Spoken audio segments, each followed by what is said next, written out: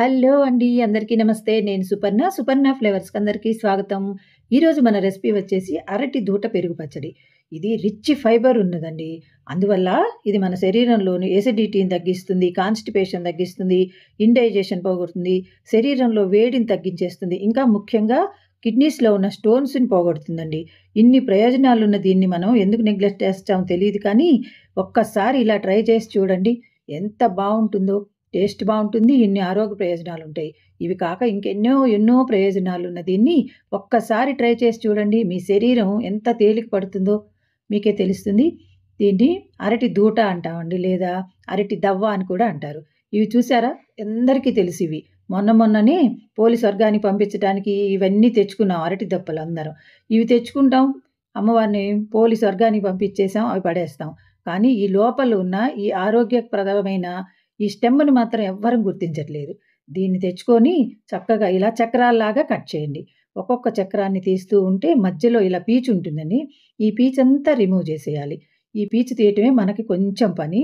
అందుకని ఒక్కొక్క చక్రాన్ని ఇలా తీస్తూ మధ్యలో ఇలా లాగేస్తుంటే ఈ పీచంతా మనకి ఈజీగా వస్తుంది. అట్లా ప్రతి చక్రాన్ని మధ్యలో ఉన్న పీచంతా తీసేయండి. ఇది తీసేసామంటే మనకి మిగిలినదంతా ఈజీ పనేనండి. పెద్ద ఎక్కువ వర్క్ ఉండదు. దీన్నలా చిన్న చిన్న ముక్కలుగా కట్ చేసుకోండి. పీచంతా తీసేసిన తర్వాత.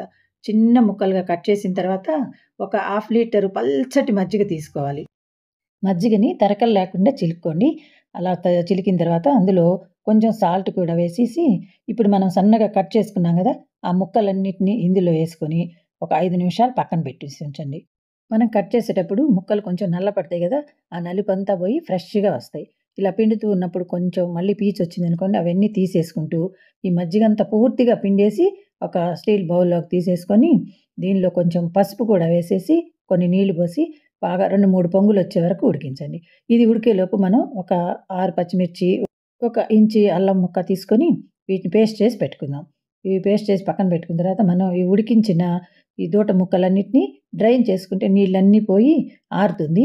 ఇది చల్లారేలోపు మనం ప్యాన్ పెట్టేసి దాంట్లో ఆ పావు కప్పు ఆయిల్ పోసేసి శనగపప్పు, మినపప్పు, ఆవాలు, జీలకర్ర, ఎండుమిరపకాయలు ఇవన్నీ ఏసి పోపేసుకున్న తర్వాత ఫ్రెష్ కరివేపాకు, ఇంగువ వేసేసి కొంచెం మగ్గిన తర్వాత ఈ అరటి దోసకి ఎక్కువ టేస్ట్ అనేది ఉండదండి. కొంచెం చప్పగా ఉంటాయి.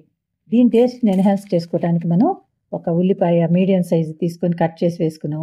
అలాగే ఒక మీడియం సైజు టొమాటోని కూడా తీసుకొని ముక్కలు కట్ చేసి వేసుకొని వీటిని కొంచెం అంటే కొంచెమే ఫ్రై చేయాలి. ఎక్కువ మగ్గిపోయి మెత్తగా అవ్వకూడదు. ఒక్క నిమిషం వేగనిస్తే ఇవి వేగనట్టు ముక్కలు ముక్కలుగా అలాగే ఉంటాయి. ఇలా వేగిన తర్వాత స్టవ్ ఆఫ్ చేసేసేయండి. ఈ వేడి కొంచెం మెత్తబడతాయి. ఈ ముక్కలు క్రంచీగా ఉంటేనే బావుంటాయండి.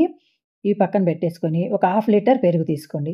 ఇందులో తరకలు అవి లేకుండా, ఎక్కువ గడ్డలు అవి లేకుండా కొంచెం చిలకండి లైట్‌గా. చిలికిన తర్వాత ఇందులోకి మనం పచ్చిమిర్చి, అల్లం పేస్ట్ చేసుకున్నాం గదా! ఆ పేస్ట్ మొత్తం వేసేయండి. కొంచెం స్పైసీగా ఉంటేనే బావుంటుందండి. ఇవన్నీ చప్పగా ఉంటాయి గదా! అరటి తోట ముక్కలు. అందుకని కొంచెం కారం ఎక్కువ వేస్తున్నాం. మీరు చూసుకోండి. మీ కారానికి తగినట్టు 1, 2 పచ్చిమిర్చిని అడ్జస్ట్ చేసుకోవచ్చు. ఈ పేస్ట్ ఏసిన తర్వాత మనం ఉడికించి చల్లారించుకున్న ఈ అరటి దూట ముక్కల్ని గూడా వేసేయండి. ఆ తర్వాత తగినంత సాల్ట్. నేను ఒక స్పూన్ పెద్ద స్పూన్ వేశాను. మీకు రుచికి సరిపోయేటట్టు సాల్ట్ వేసుకున్న తర్వాత ఈ చల్లార్చుకున్న పోపు మిశ్రమాన్ని మొత్తం ఇందులో కలిపేసేయండి. ఇంకేంటి చెప్పండి ఇది కమ్మగా ఉండక ఎలా ఉంటుంది? ఒక 5 నిమిషాలకి ఈ పెరుగంతా పీల్చుకొని అరటి దూట ముక్కలు తింటుంటే ఉంటాయండి. ఎంత కమ్మగా ఉంటుందో చెప్పలేను. నేనైతే ఉట్టిదే తినేస్తానండి. ఇది రైస్‌లోకి బావుంటుంది. చపాతీలోకి కూడా బావుంటుంది. చివరగా గార్నిష్ చేసుకోండి కొరియాండర్ తోటి. కమ్మనైన ఈ పెరుగు పచ్చడి మీరు ట్రై చేసిన తర్వాత మీకెలా అనిపిచ్చింది కామెంట్స్ రూపంలో తప్పకుండా తెలియజేస్తారుగా? Thank you for watching.